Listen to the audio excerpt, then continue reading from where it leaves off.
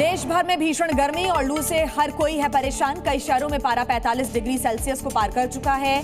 बिहार के जहानाबाद की बात करें तो यहाँ 6 लोगों की मौत हो गई। परिजनों का कहना है कि भीषण गर्मी के चलते उनकी मौत हुई है। तो वहीं मध्य प्रदेश में भी गर्मी कहर बरपा रही है। ग्वालियर में लू लगने की वजह से 2 बच्चों की मौत हो गई। इसके अलावा राजस्थान के जयपुर में एक दिन में ही हीट स्ट्रोक के 178 मामले सामने आ चुके हैं। भीषण गर्मी के चलते एक शख्स को जान गंवानी पड़ी।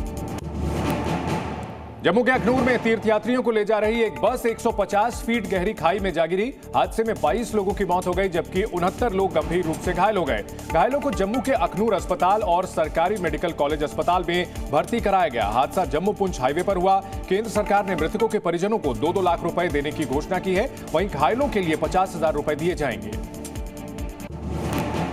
मुंबई की एक अदालत ने गैंगस्टर छोटा राजन को 2001 में होटल कारोबारी जया शेट्टी की हत्या के लिए दोषी ठहराया है। कोर्ट ने डॉन छोटा राजन को उम्र कैद की सजा सुनाई है। इसके अलावा 16 लाख रुपए का जुर्माना भी लगाया गया है। छोटा राजन से जुड़े 71 मामलों को सीबीआई को ट्रांसफर कर दिया गया है। चारधाम यात्रा में उमड़ रही भारी भीड़ के बीच उत्तराखंड सरकार ने वीआईपी दर्शन पर रोक 10 जून तक के लिए बढ़ा दी है।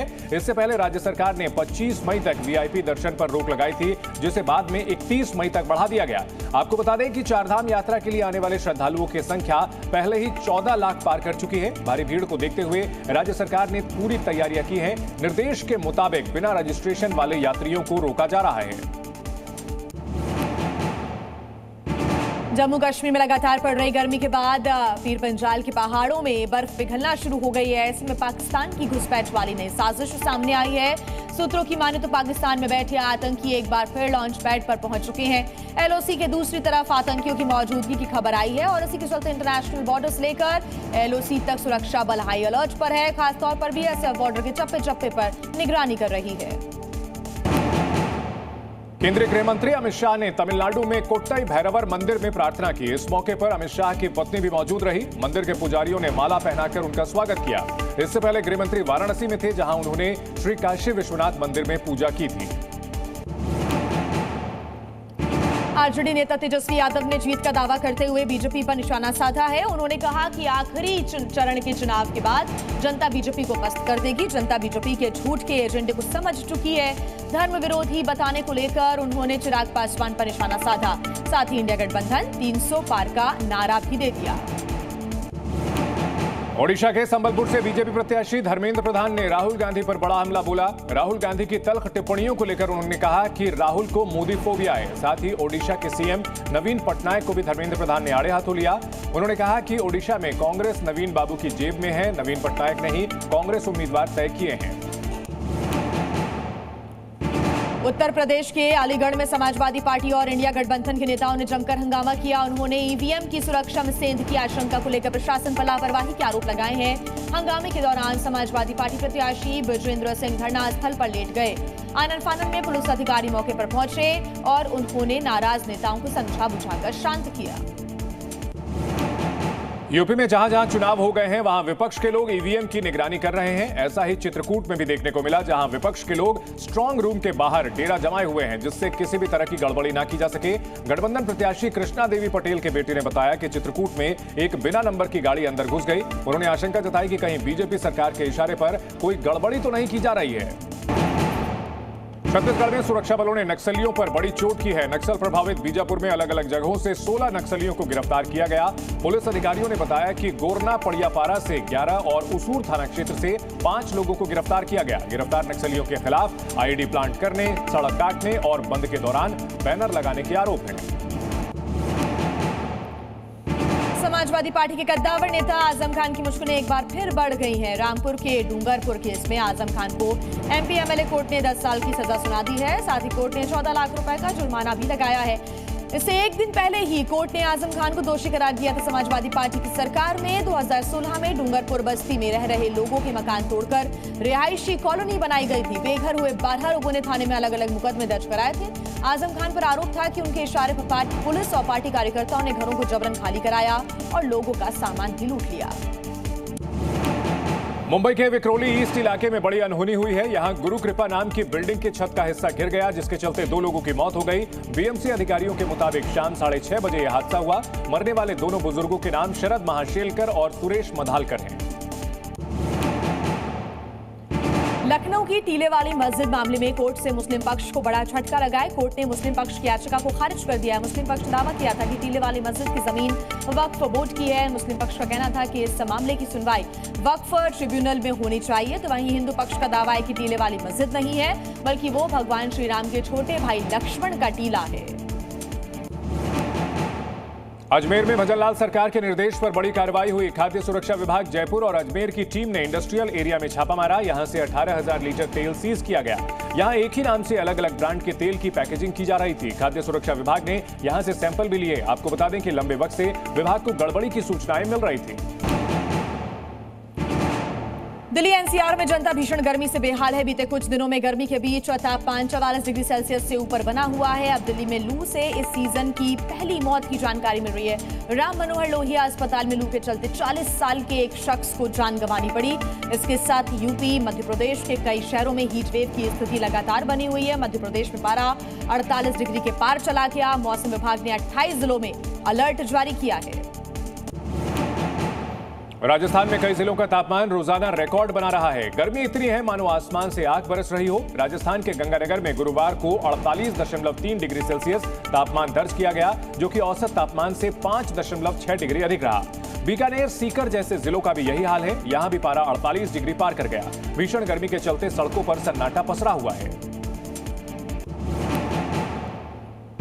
असम में साइक्लोन रेमल के टकराने के बाद राज्य के कई हिस्सों में तेज बारिश हुई है। असम के 9 जिलों के कम से कम 2 लाख लोग प्रभावित हुए हैं, जिनमें 36,000 बच्चे शामिल हैं।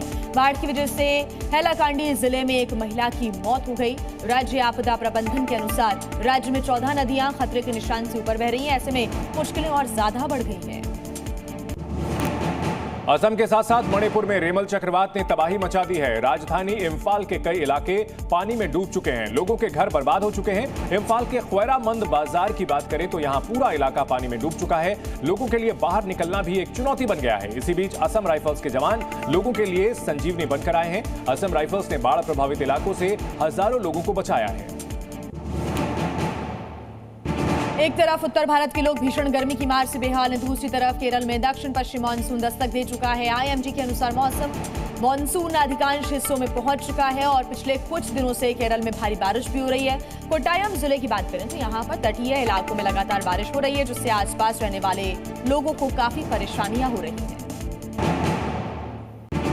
चीन और ताइवान के बीच हालात सुधरने के बजाय लगातार खराब ही होते जा रहे हैं। चीन ने एक बार फिर ताइवान को धमकी दे दी है।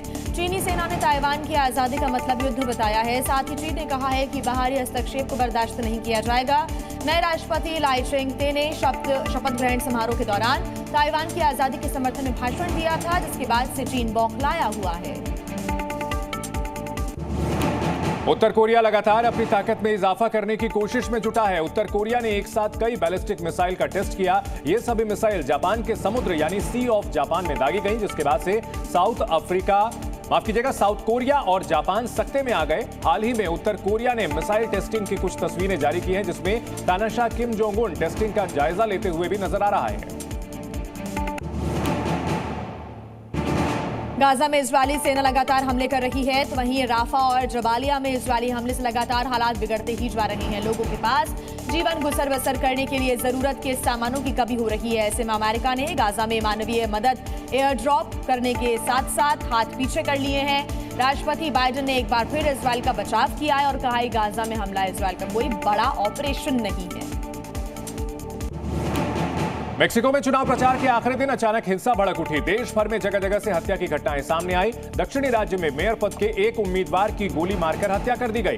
बताया जा रहा है कि मौजूदा राष्ट्रपति के खिलाफ माहौल बनाने के लिए जानबूझकर हिंसा की आग भड़काई गई। हिंसा के बाद पुलिस और सुरक्षा बलों ने मोर्चा संभाल लिया और जगह जगह पुलिस गश्त कर रही है। आपको बता दें कि मेक्सिको में 2 जून को राष्ट्रपति चुनाव के लिए मतदान होगा।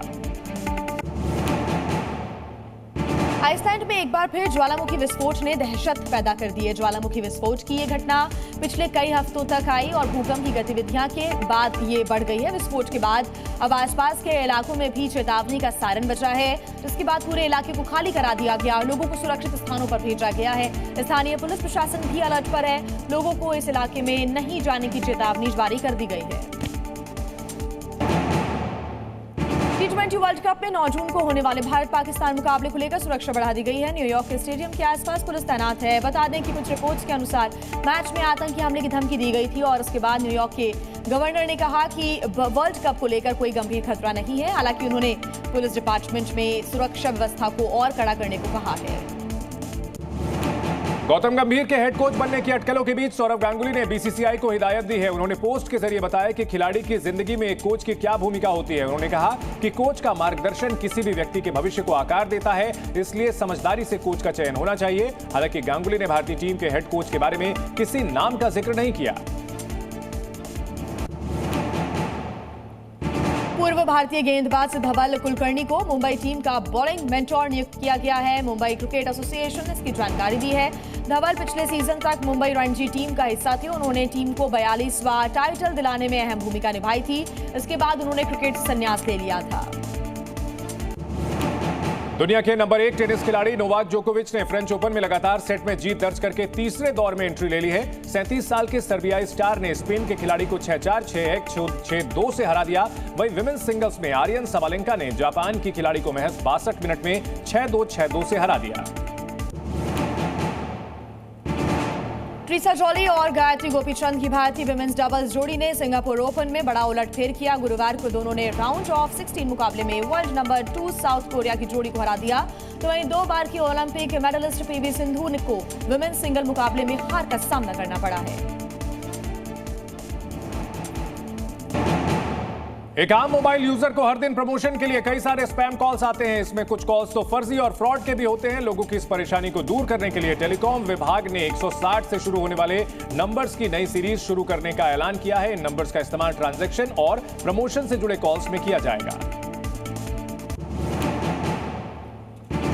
देश में डिजिटल पेमेंट बढ़ने के साथ साथ बैंकिंग धोखाधड़ी के मामले भी तेजी से बढ़े हैं। रिजर्व बैंक ऑफ इंडिया ने गुरुवार को अपनी एनुअल रिपोर्ट जारी करते हुए इसके बारे में जानकारी दी। वित्त वर्ष 2023-24 की बात करें तो धोखाधड़ी के मामले सालाना आधार पर 166% बढ़कर 36,075 हो गए। ये संख्या इससे पहले वित्त वर्ष 2022-23 में 13,564 थी।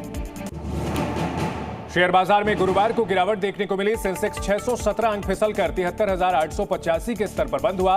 वहीं निफ्टी में भी 216 अंक की गिरावट देखने को मिली, जो 22,488 के स्तर पर बंद हुआ। यह लगातार चौथी बार है जब शेयर बाजार में गिरावट रही। वहीं नेशनल स्टॉक एक्सचेंज ने निफ्टी ईवी और new age automotive index launch किया। यह भारत का पहला ईवी इंडेक्स है जो उन कंपनियों की परफॉर्मेंस को ट्रैक करेगा जो ईवी इकोसिस्टम का हिस्सा है। सोने चांदी की कीमतों में गुरुवार को भी गिरावट देखने को मिली है। India Boolean and jewellers association के अनुसार 10 ग्राम सोना 423 रुपए सस्ता होकर 71,990 रुपए पर आ गया है। तो वहीं चांदी 1438 रुपए सस्ती होकर 92,680 रुपए प्रति किलोग्राम में बिक रही है। इससे पहले 29 मई को चांदी 94,118 रुपए प्रति किलोग्राम पर थी। IBJ के अनुसार इस साल अब तक सोने के दाम 8,638 रुपए बढ़ चुके हैं।